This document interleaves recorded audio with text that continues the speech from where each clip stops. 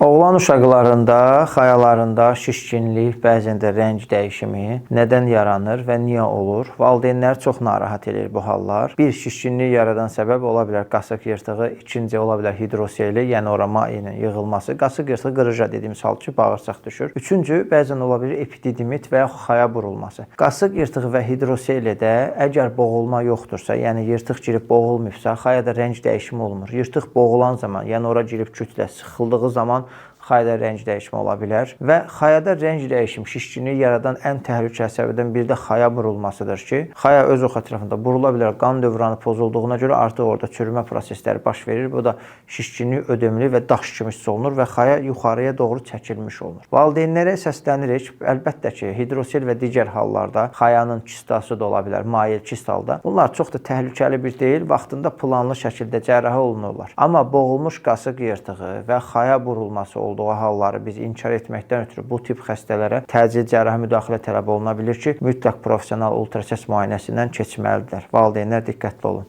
Təşəkkürlər.